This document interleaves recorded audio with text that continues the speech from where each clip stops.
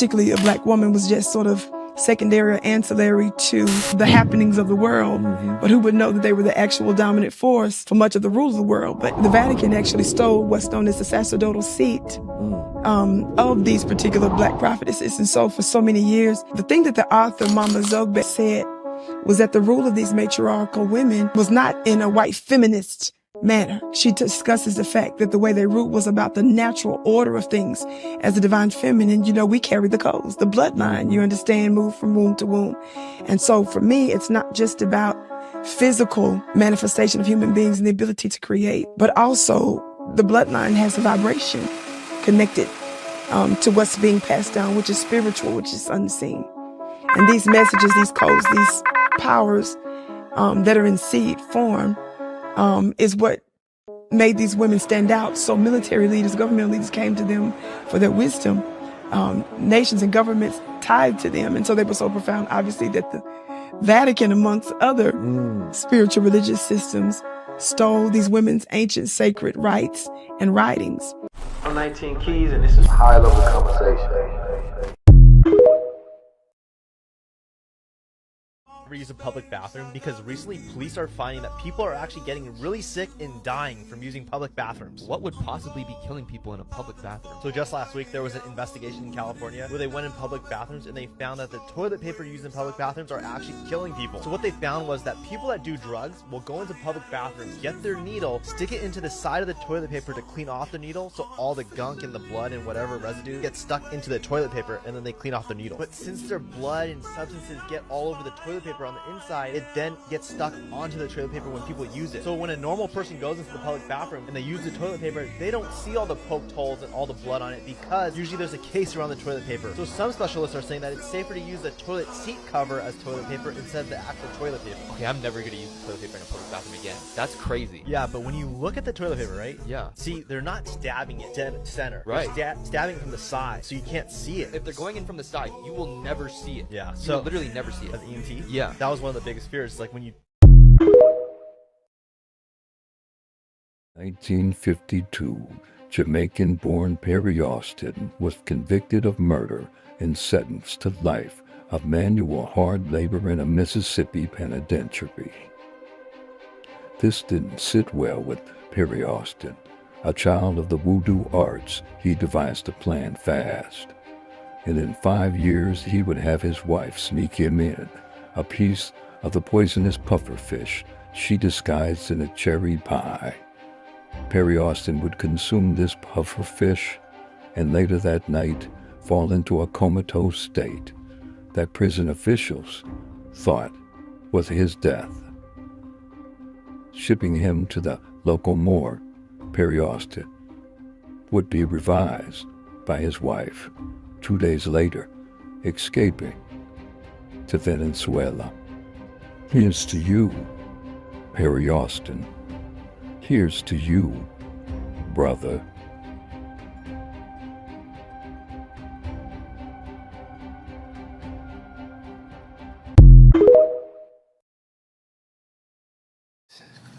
Is because of his own life, his own experiences, being that. And then remember, right? Lauryn Hill is his mother.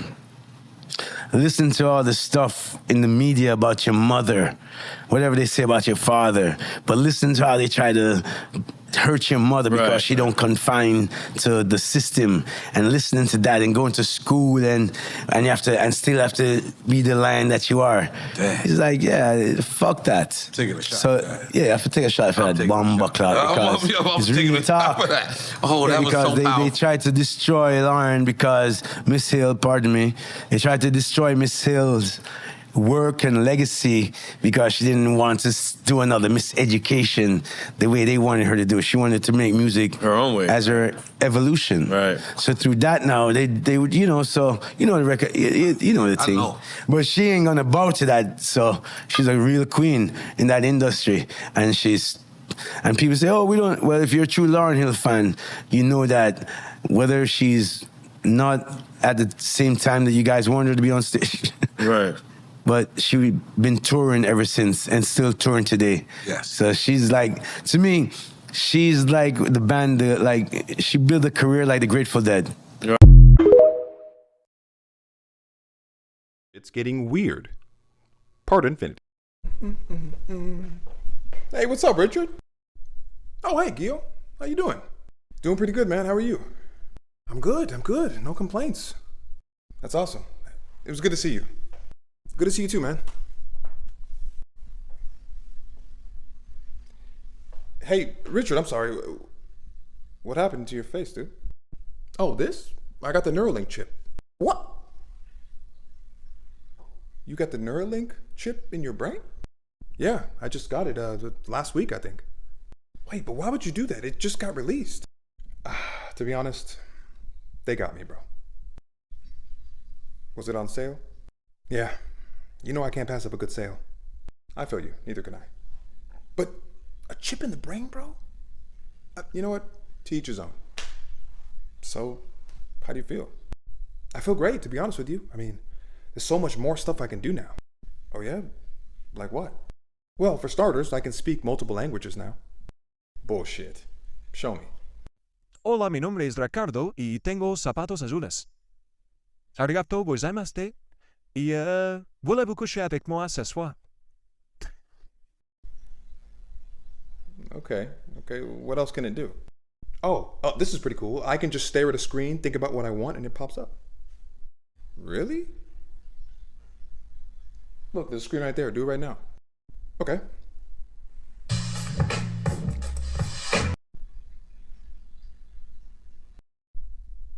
Sorry. It's okay. Sometimes you gotta rub one out. I understand. Okay, that's cool. What else? Well, they put my debit card in my brain so I can just think to pay. Oh yeah? Okay, that's crazy. Because you still owe me for that trip we took last year. Maybe you can pay now with your brain? Oh, yeah, that trip. I got you. Just hold out your phone. Okay. How was that? Oh, I forgot. I didn't pay for that tier. Tier? Yeah, they have like levels to it. I got the cheapest plan with ads. Okay, so are you gonna pay me or not? Yeah, I gotta do it manually, so just put your phone down. Okay. Okay, let me just try this side. Let's try the back side. Where the hell did they put it? God. Hey, you're good, man. You don't have to. No, man, hold on. I got you. Just no. Give me a second. This is one of the hardest videos I will ever have made. I had a baby in 1994 and I was 17 years old. The day after I had him, they flew him to the University of Chicago because they told me he stopped breathing. He was turning blue. My baby been having surgery since the first day of his life. He has a scar on his chest from having multiple heart surgeries. He was 4 years old when he died, so I was told. But then God showed me a vision. Then he had me turn on his TV, and I saw my baby in my fucking face. And then I went to his page, because one thing he liked to do when he was little, he loved to have his shirt off. And of course, he had his shirt off as an adult, as he's an entertainer, I see. For the Masonic cult, Lord have mercy. And that scar on his chest is there. There was a fucking funeral. You understand me? And I couldn't understand why it was a lot of people at the funeral. My family laughed at me. They used to mock me. She act like she the only one lost somebody. Maybe because I'm the only one didn't know he was fucking sold.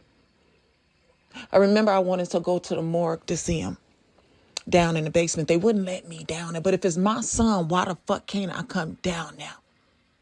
These motherfuckers killed. They told me they killed him. They took my fucking kid. That's my whole fucking face.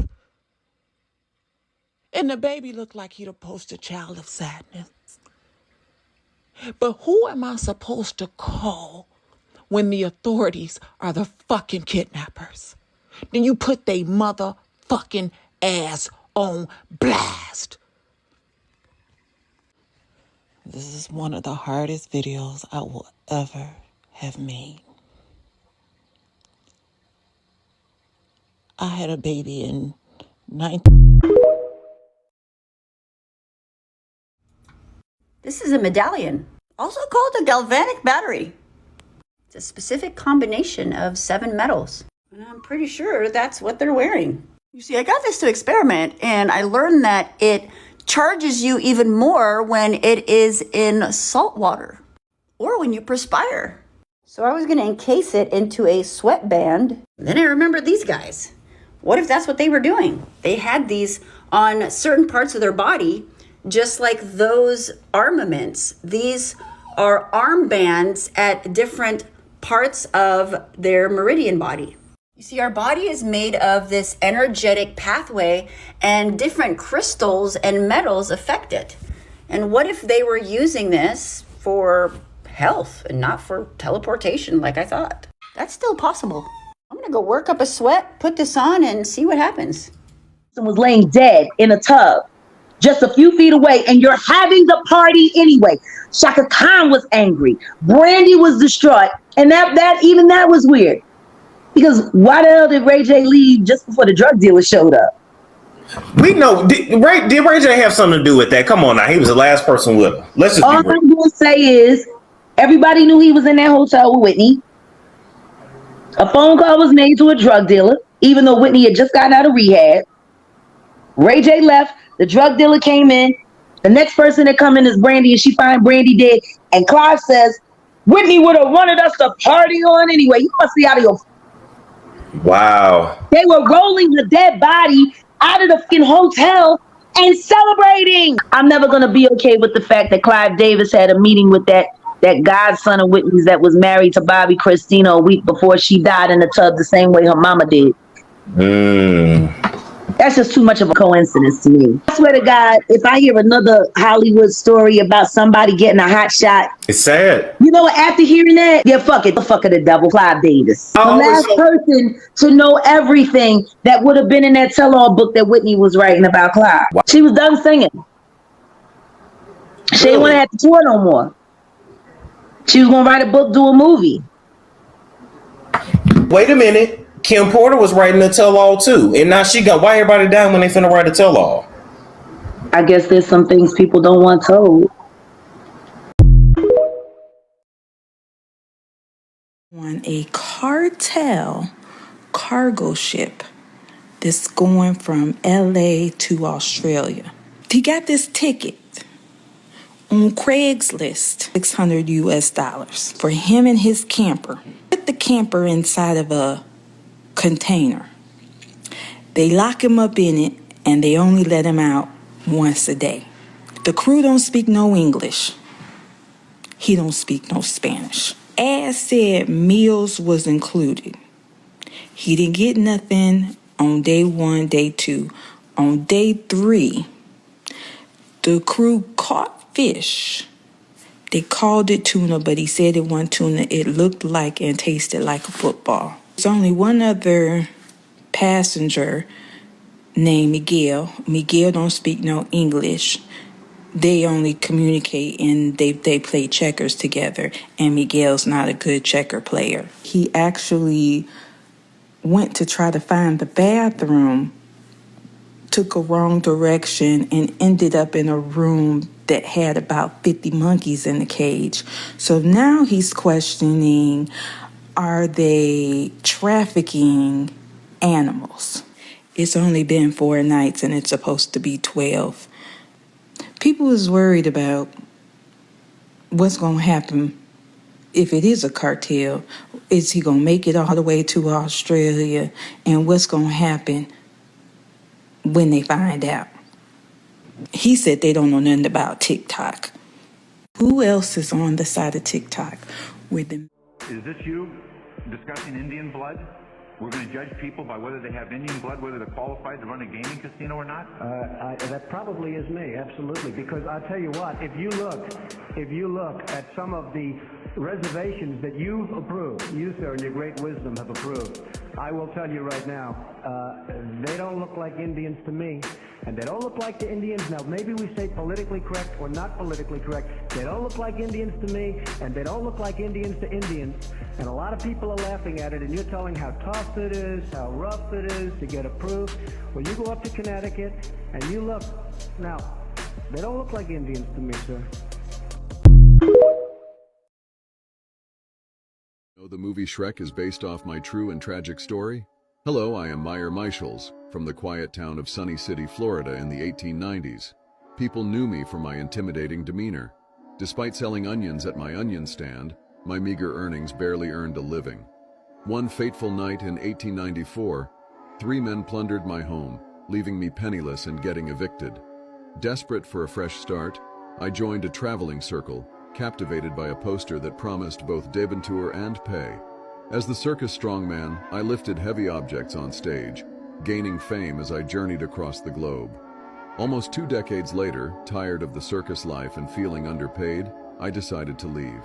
In 1912, I found new employment as a boiler room worker on the luxurious Titanic. I cherished the job and planned to work there forever. Sadly, on April 14, 1912, the Titanic struck an iceberg and sank along with me. Rumors say I actually saved lives by breaking a jammed door in the boiler room before the ship's... Javante Jamal Helton. On Wednesday, February 21st, his body was found hanging from a tree at High Shoals Falls, located in Swallow Creek Wildlife Management Park in Towns County, Georgia. Hiker found his body, alerted authorities, and the Georgia Bureau of Investigations was called in to help assist in finding out what happened to Javante. The GBI is saying that an initial investigation has found that his death seems to be an isolated incident. We are all awaiting anxiously for the results of an autopsy and more information to be shared around the circumstances that could have possibly led to this man's loss of life and how he ended up hanging from a tree in North Georgia.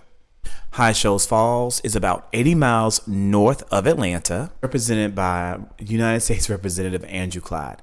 Andrew Clyde denied that January the 6th was an insurrection. He voted against the federal Juneteenth holiday. He was one of 3 representatives to vote against the Emmett Till anti-lynching bill and co-sponsored a bill to designate the AR-15 as America's national rifle.